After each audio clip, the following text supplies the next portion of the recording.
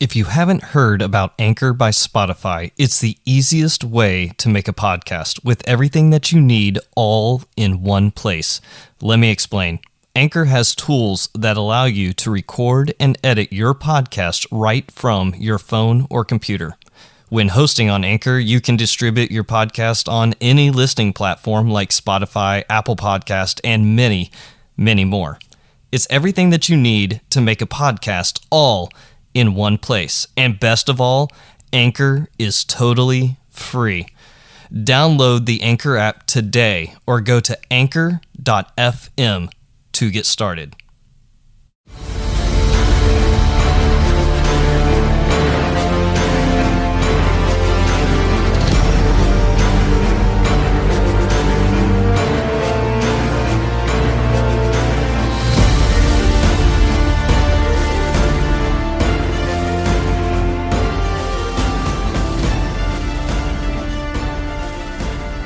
From Battlefield Studio Alpha, welcome to the Wartime Leadership Podcast, where we explore what spiritual resiliency looks like from different perspectives.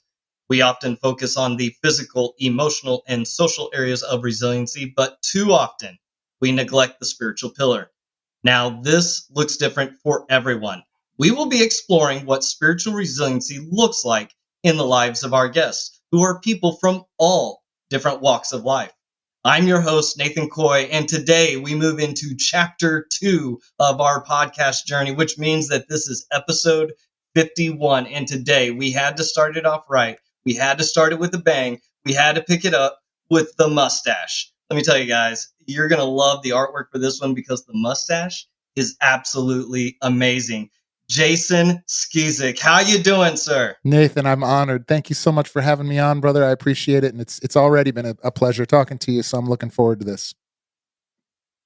You know, the conversation beforehand was absolutely amazing. And I was like, I should probably be recording this. Yeah. It was just too good. And that mustache, seriously, man, your wife is absolutely amazing. And to fill that in, that's what I tell people. When they admire the mustache, I always say, all it says is that I have a fantastic wife that she lets me have this ridiculous face walking around town. See, but absolutely amazing. You live in the country now, right? Well, I live in a beach community in Indiana, which is insane. I live in the Indiana Dunes National Park. I grew up outside of Chicago, and I've started my professional career after the Army in Chicago. And during COVID, we just decided to move the Indiana Dunes National Park. And it's been wonderful. I'm about 200 yards off of the beach at Lake Michigan, and I nestled up here in a dune. It's pretty sweet. You got your little bungalow going. Is it getting cold now for you, though? Yeah, we definitely get cold, but fortunately for me, I don't have to go anywhere very often other than to jiu-jitsu and kickboxing. So I get to just chill in the snow globe when it gets too ugly out. Yeah, see, I'm 25 minutes from the beach here in South Carolina, so at least we get a little bit of that warmth. We get winter for about 2.5 hours. Yeah. Somewhere around there, so it's good stuff. Hey, before we get going too much into this, I want to start off with just some easy questions, some softball ones, just to kind of warm us up, get us going, even though we've already had amazing conversation.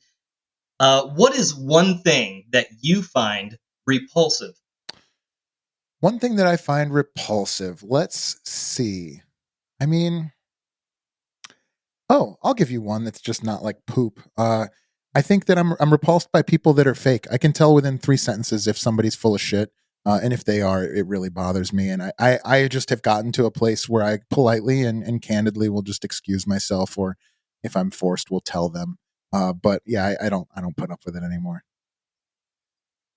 Have you ever had anybody actually ask you for feedback and you're like, well, no, I mean, listen, it's not something that I can help somebody with unless they want to be helped for it. And frankly, also what I will say too is, if you want to succeed in a different way than I have chosen to live my life, sometimes it's a different language that you speak. And so when I say full of shit, I don't mean necessarily quote unquote full of shit, but I do struggle with corporate speak and buzzwords. And if you're just living on LinkedIn, usually there's some incongruency in our personalities.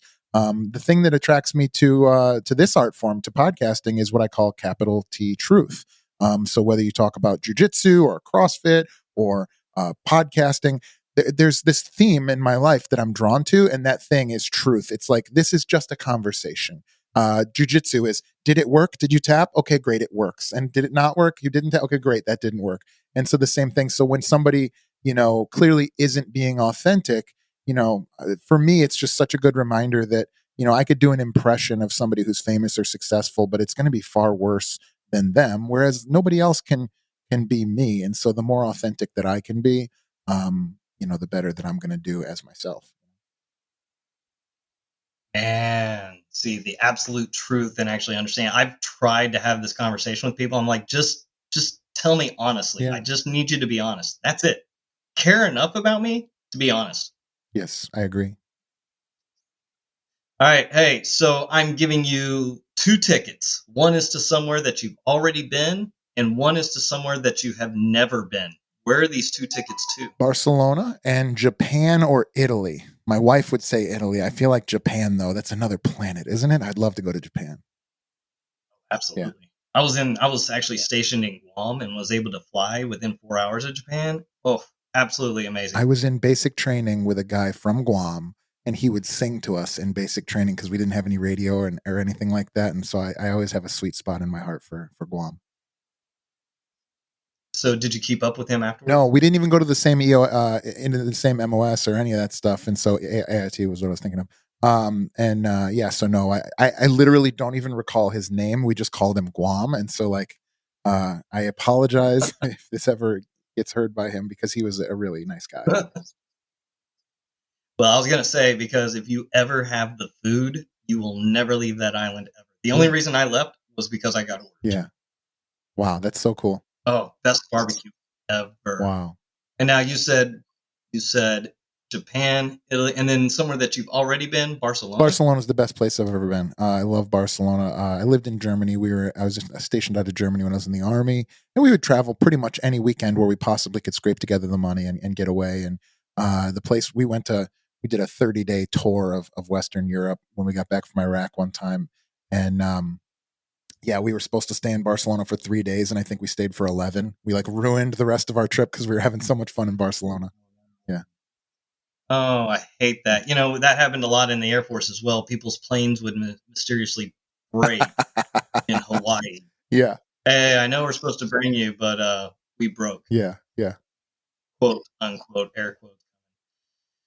All right. Hey, if you could leave your job that you're currently doing and do absolutely anything else, what would it be? Which I know is a hard question for somebody like you, because you're doing what you like. Yeah, that's a terrific question. So I'll just kind of define that a little bit. I work with entrepreneurs and I help them to make a bigger impact on the world. I help them see their vision.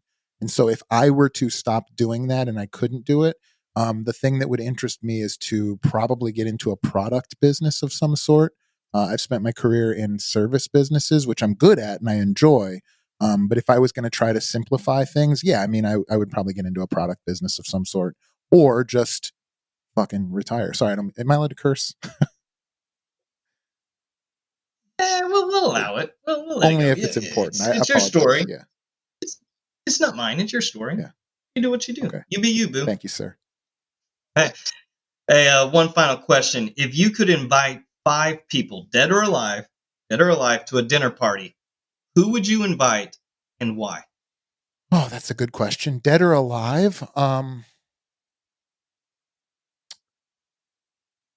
Joe Rogan, Jocko Willink,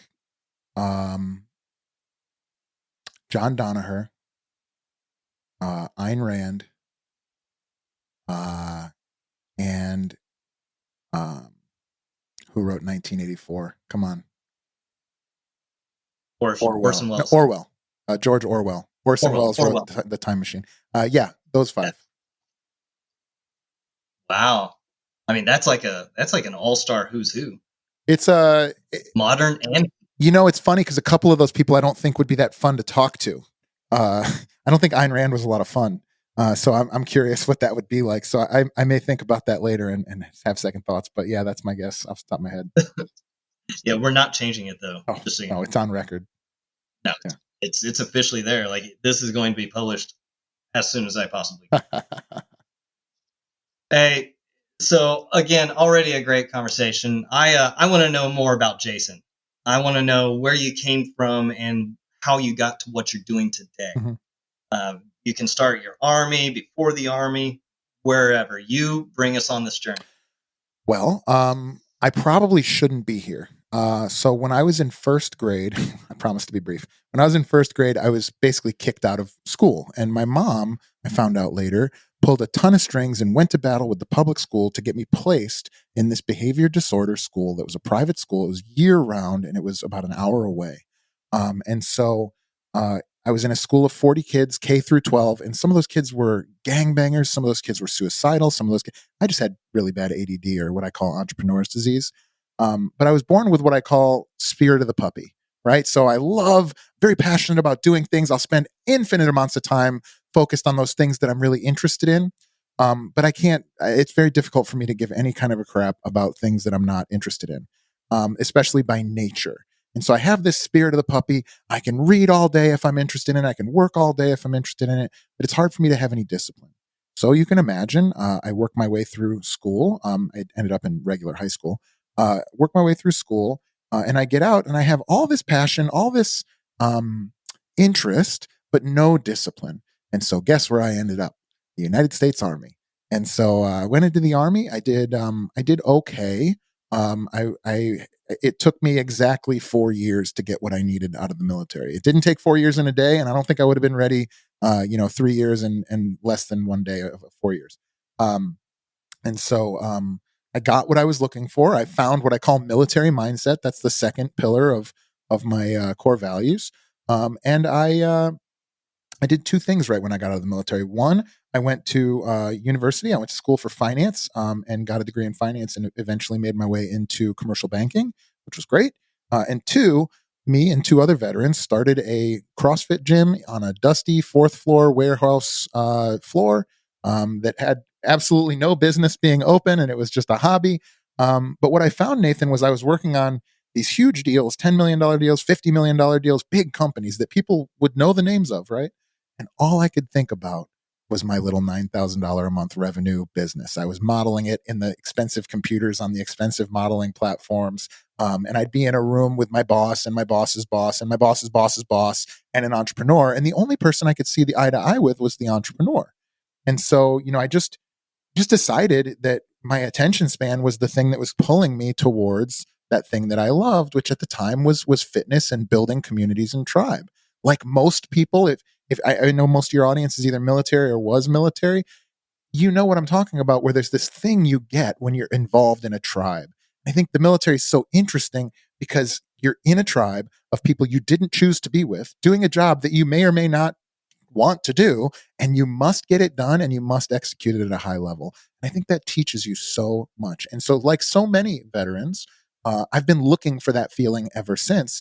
And the place that I've been able to find it and recreate it has been in my own businesses, right? And so, in a circuitous way, I decided to focus 100% of my time and effort into building the CrossFit gym and making it a capital B business. And as soon as I did that, we went from what we were at, and we 10x'd our results within about 18 months. And because of that, got a little bit of notoriety within the circles of gym owners, and started to coach other entrepreneurs. And I just fell in love with that. I have never been on a call with an entrepreneur where I got off with less energy than when I got on. It just gives me energy and fuels me. And so I've spent my life. I sold the gym in 2020 to most of the gym to my colleague and brother from another mother, Andrew Westcott, who's crushing it with them. We moved from Chicago to the Indiana Dunes over here. And I've been coaching entrepreneurs for about 4.5 years. And that's what I do now. And you have absolute passion for what you do. I mean, even before we were talking and you're getting into it, you could just see the transition when we went from talking about everyday type of stuff to now all of a sudden I'm talking about my business. And you could just see that smile grow and that personality grow as soon as you transitioned over to the entrepreneurial side. And I love that about you because you come out of the military. It's right. You're on mission. You're set up with this skill set that you think doesn't transition very well over into the world. Well, if you create the job, if you create what it is that you're meant to do, now you grow that tribe around you. And I love how you use this lingo of tribe and mission and where the military mindset meets the spirit of the puppy. I the puppy. Come on, we just got a puppy. Oh yeah, what kind? This thing is all over the place. It's a pure energy. It's a Morkie. Oh, cool. A Maltese Yorkie mix. Yeah, that's cool. Yeah, yeah, she's super excited. So I see that excitement in you as the same as the puppy. So I like the lingo that you use in describing that. So how has your leadership adapted as you came out of the military? What did you pull and bring with you when you started the businesses and those other avenues? How has that leadership mind shift kind of happened? So the most beneficial things that have happened to me have been struggle and failure in my life, because those are the things that ultimately have carved away the rest of the stone, revealing whatever version of me that I am today on my path to becoming whatever version of me I will ultimately be. And so what I would tell you is the leadership that I took from the military was terrible, because I was exposed to great leaders. But when I left as an E4. When I was given the opportunity to lead, I'm not proud of the way that I took those control of those things. And so I would tell people what to do, and I wouldn't be willing to stand next to them and do it. And by the way, this is only very few minor experiences. I was an E4. I just was never put in a position of leadership. And until the very end of my time in the military, honestly, I wasn't there. And so when I left the military, I had these big goals, and I had learned a lot of skills about problem solving and troubleshooting. And we had overcome a great deal and accomplished a great deal as a part of this team. And so rather than taking leadership skill from the military, I went into entrepreneurship with the mindset that I have to do it myself. And there's only a few people that I could trust to be able to do what I do. And so I had these two partners, and the three of us were like, okay, we've got to circle up, and we're the only ones that can possibly do this. And we were enslaved by our own passion. Our passion became a prison, Nathan, because we didn't understand that that there was in fact a way to lead people in such a way that you can accomplish really big, hairy goals without it being somehow diminished or worse. And so it took me years to put my guard down and to take the time to take that magic that was between my ears and scale it out to a team. And then now looking back, the exact model for how we do it is the military, right? In the military, you get let's call it broad spectrum of recruit that comes in, and you have to accomplish a precision goal routinely every single time without fail to a standard. And so when you talk about SOPs, literally the words that we use in business are the words that come from the military for a reason. And it's because we're pushing, if you can think of an upside down pyramid, we're trying to push the difficulty level of roles in our organization down over time, not up. And so at the top of that pyramid would be like an astronaut. I need you to be physically, mentally, and educated, at the very highest level to energize this job. And at the very bottom would be the guy that does the fries at McDonald's. And it's most entrepreneurs think that they want to go out and find astronauts. And the reality is, if you can take the time to build your systems and your structure and your foundations of your business, you can actually push the requirements down so that a less and less capable person is capable of energizing a better and better result. And that's a direct theft of the United States military. Oh, absolutely. 100%. Yeah. Because the higher you go in my job, especially, I'm over a staff of 3 instructors that are over a grouping of 10 to 15 people. I'm sitting here going, I've worked myself out of the job, and I'm okay with it because that's the way it's supposed to be. Yes. I'm not supposed to be raising up myself. I'm supposed to be raising up multiples and multiplying myself. It's hard to have that perspective. That's pure genius. It's hard to have that perspective when you're the E3 or the E2 or whatever. I remember that feeling and not understanding it and really unfairly categorizing what was going on. But now that I look at it with hindsight, I'm like, oh no, it makes perfect sense. And that's how it has to be. Right. So yeah, I couldn't agree with you more. But I don't think that we take the time to break that down for the E3, the E2, the E1s. We don't take the time to break it down of the why. this generation is really, really huge on why. When I was a drill instructor, I used to hate it when they used to say why, Well, only to realize that they're not questioning me. They're wanting to know genuinely the why behind what we're doing. right, but there's utility in that too, because to me, not encouraging that is actually, it's cutting off at the pass like a host of other hurdles that are going to come down the road. If you have like, if somebody is uneducated and underperforming and you give them like the ability to have autonomy or like question authority, like in hindsight, I'm like, well, yeah, that's a recipe for disaster. What you want to do, just like I don't let my baby decide if she wants to play with a pocket knife versus a doll, right? Like she plays with the doll because that's the thing she's capable of playing with right now. And my job is to get it so that I can take her to the gun range in 5 years or whatever. You know what I mean? Like, and so to some extent, I understand the blunt instrument that is like a military training regimen, but I also see it from the other side now, having never been crazy successful in the military. But I see it from the other side now of like, no, like there's levels to this, and this is the level that you're at. Let's move you up. Let's go, but let's execute at this level first. Yeah, because if I can't trust you in the small things, there is no way that I'm going to trust you in any other realm of responsibility. Right. And it's ruthlessly effective, as we've proven for hundreds of years at this point. Yeah, but we also get stuck in that mindset, which is why now it's time for me to exit, right? I retire in 18 months and it's time, because it's gotten to that point where I'm seeing such a drastic change in that mindset. I'm wanting to be there and help them, but I'm also empowering the two staffs and the tech sergeant that are below me to kind of bring them up to the level of where I was so I can step away and there's a clear path. Well, and this is a journey, man. I think there's a reason why we put 18-year-olds into the military at the level and at the tasks that we do. And that is not a lifelong, unless you're Tim Kennedy, that's like a very rare lifelong mission, right? I mean, and so just like you should be, you know, you're matriculating because of the system, but also because of you. You're on a path of evolution, and and I don't know you well, but just a person in this situation, it's like now it's time to go on to the next thing. And I will tell you, you know, I envy you, because when I got out, everybody was in slow motion and I was in fast forward, but I didn't have the experience and the skill set to take advantage of that. And you very well may. So I'd love to follow up with you in like 26 months and see how everything's going. Oh, I can't Yeah. wait. Trust me, I can't wait to have these conversations. I can't wait to come up to the dunes. Oh yeah, we'll rock, baby. Just have a conversation. Yeah.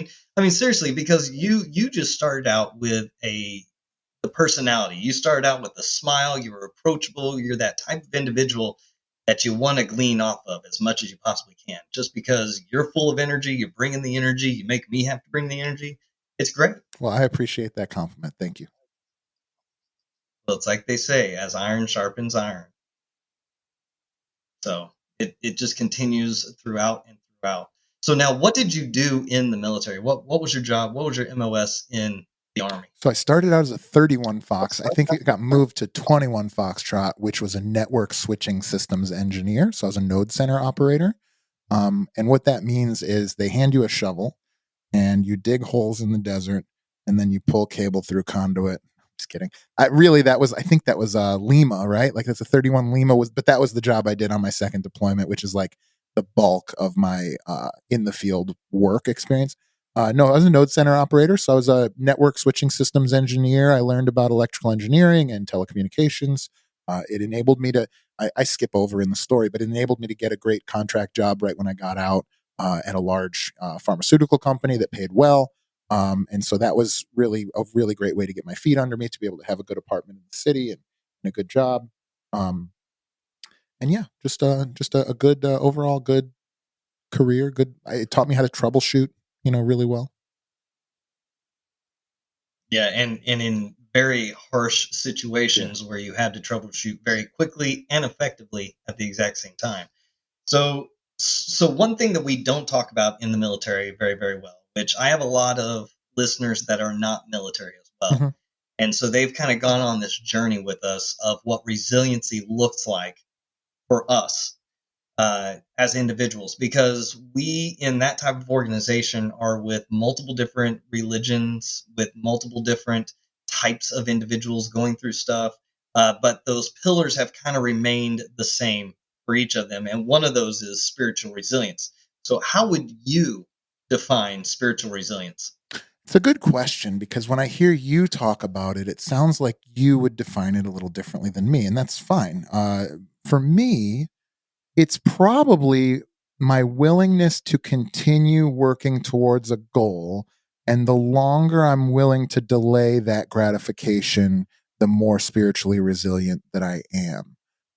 I would also add that spiritual resilience is a practice, not a skill. And so it's not something that I can go get and keep. Just like I told you before we started recording, that I don't still own the level of discipline that I had when I was about to leave the military, right? It's a practice. You must keep it up. I don't roll my socks. I don't hospital corner my beds. But what I do is every single week I do 3 sessions of collective elective suffering, which you guys would think of as PT and used to be CrossFit for me, and now it's jujitsu or kickboxing.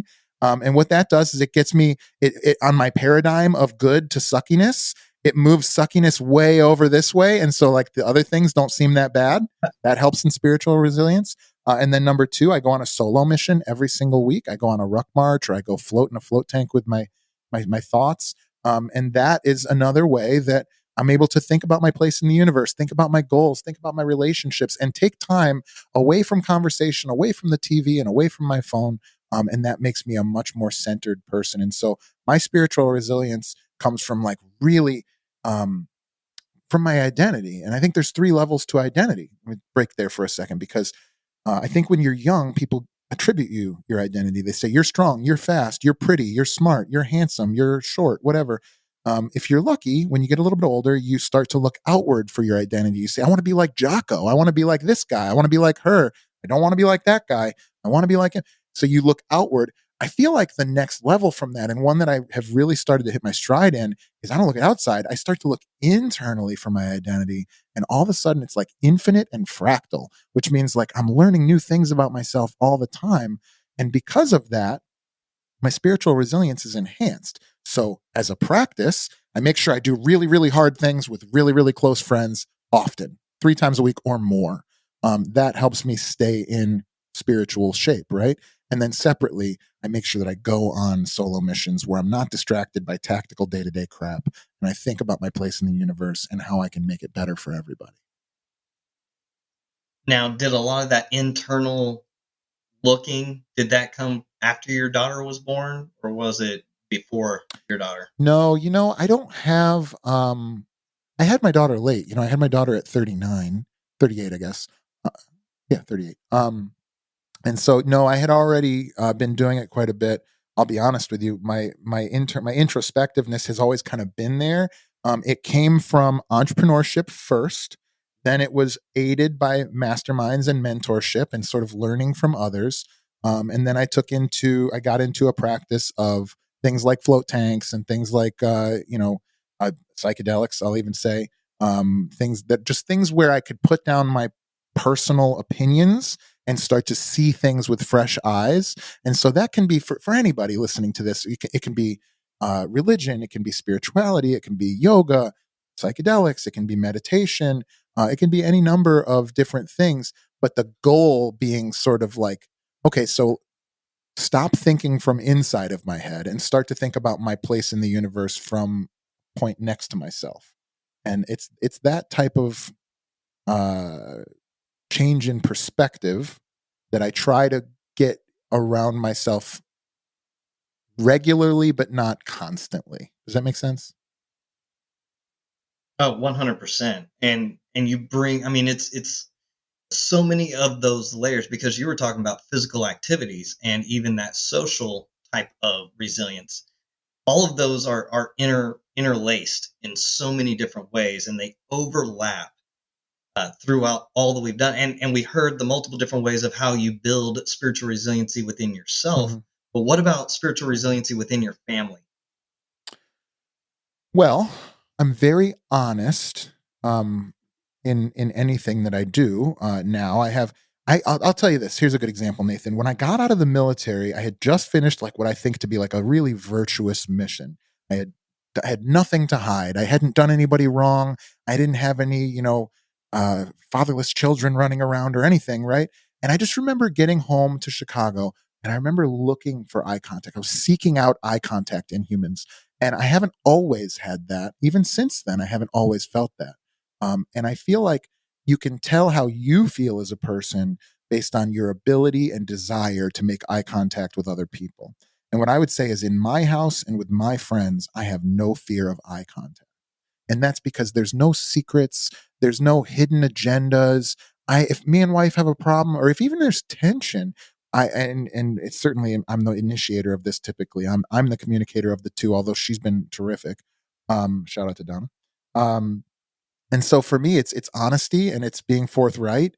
And it's just being who I want to. It's being the person that I am and the person that I want to be.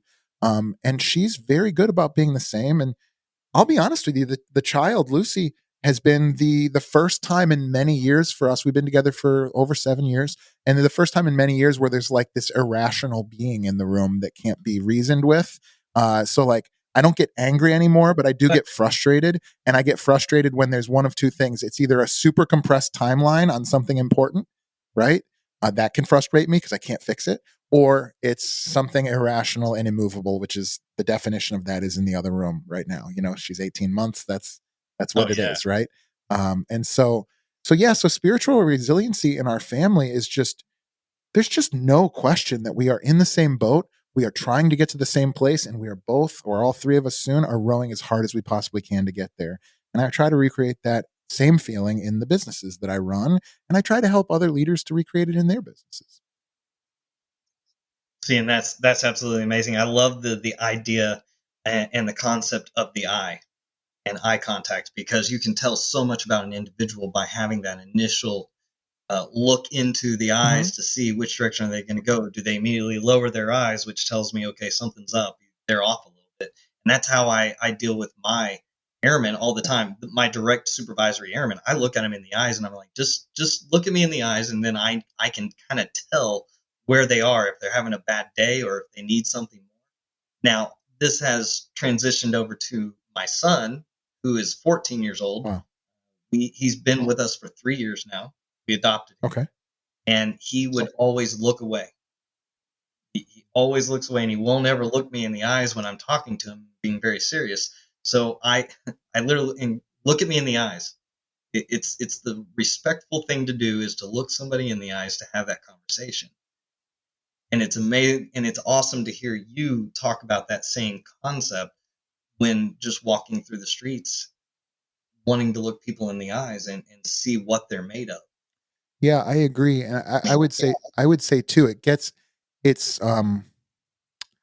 difficult. In fitness, we have this concept called core to extremity, and it's like if I want to snatch a big weight, I have to have tons of core strength before I can display it at extremity, right? Or if I want to do a bunch of pull-ups, or if I want, it's called core to extremity strength, right? Some folks will hear that and understand it. Most people don't. But in life, I look at it that way. Like if I want to be, the extremity is the looking you in the eyes. The core is why I'm comfortable doing it. And so it would be really difficult for me to be like, hey, look me in the eye.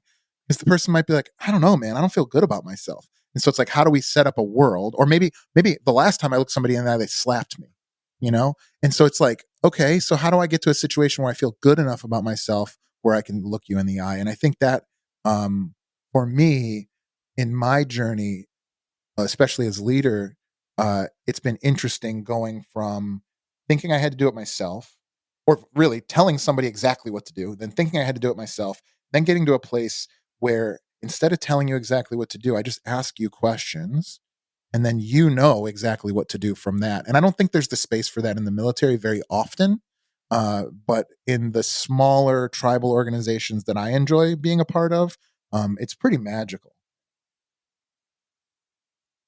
And that's got to be awesome to be able to watch. Yeah. And again, there you go with the whole deal about the tribal.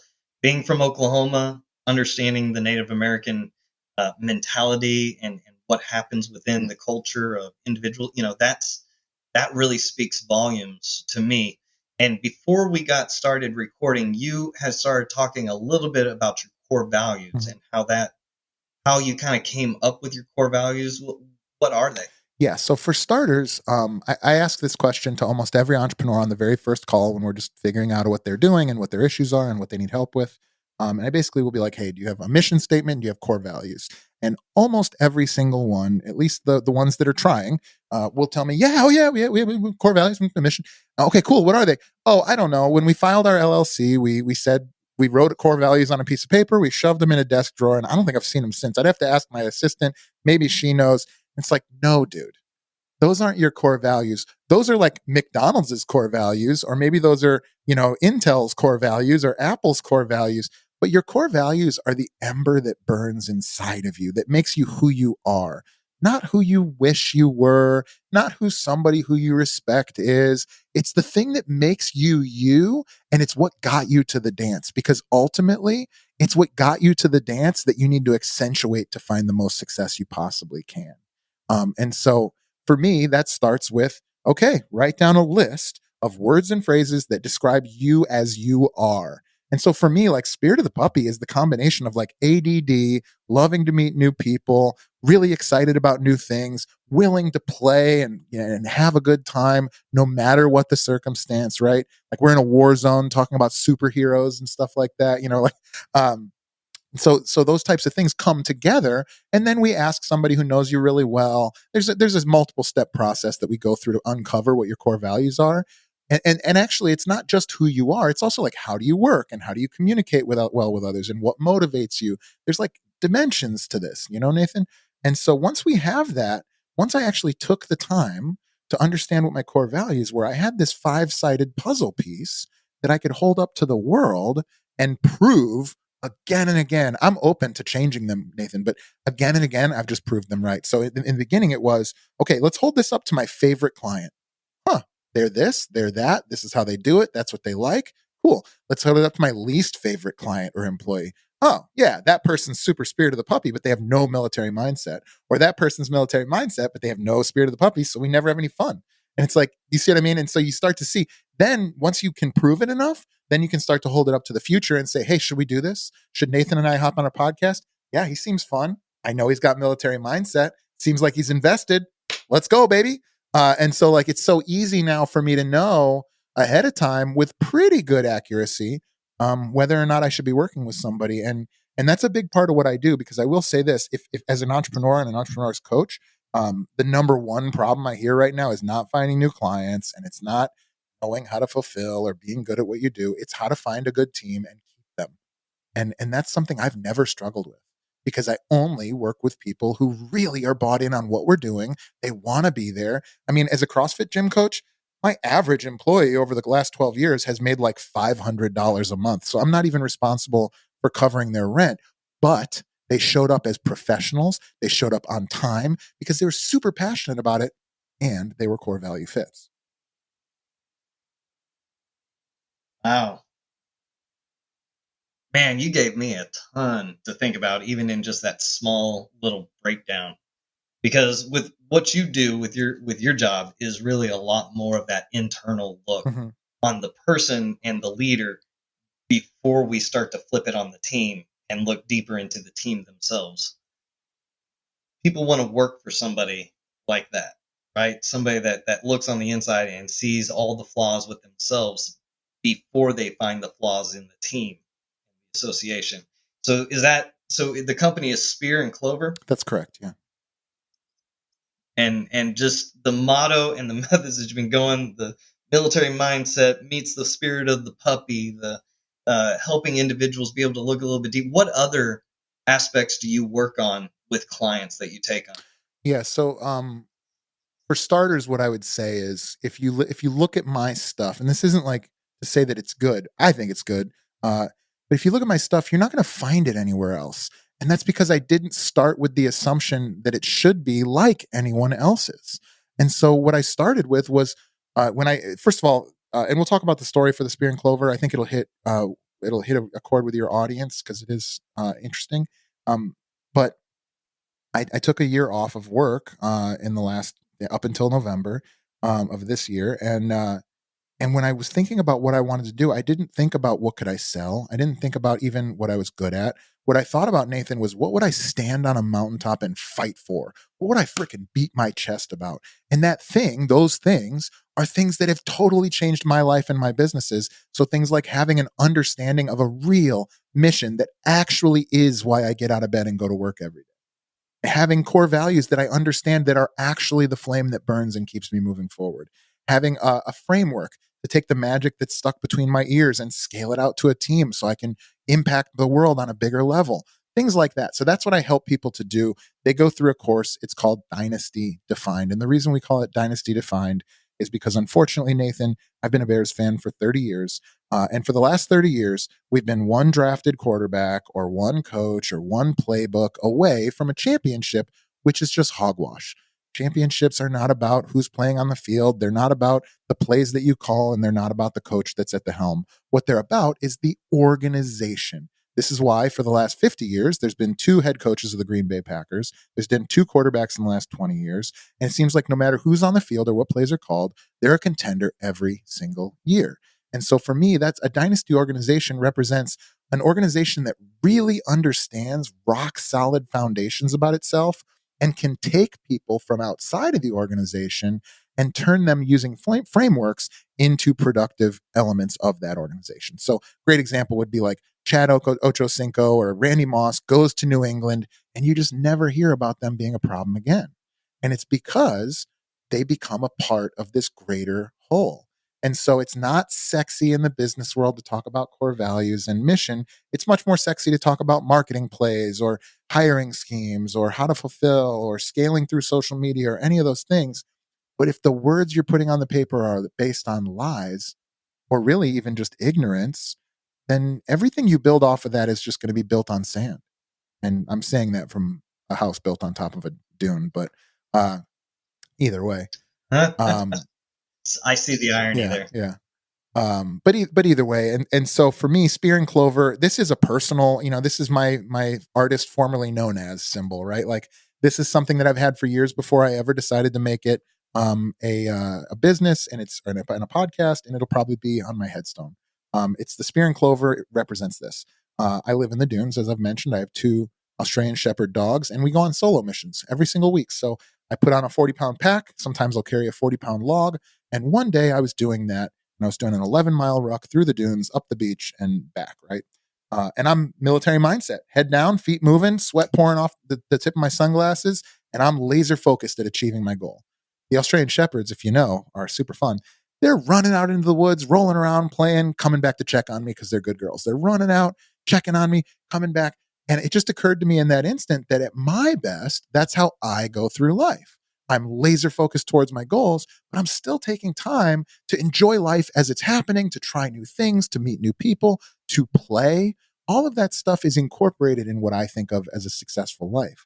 And so I already had the military mindset and Spirit of the Puppy as core values, but this ethos, this combination of those two things has served as a guiding light for me ever since. And so my podcast and my business and the way I look at the world at its best represents those two ideas.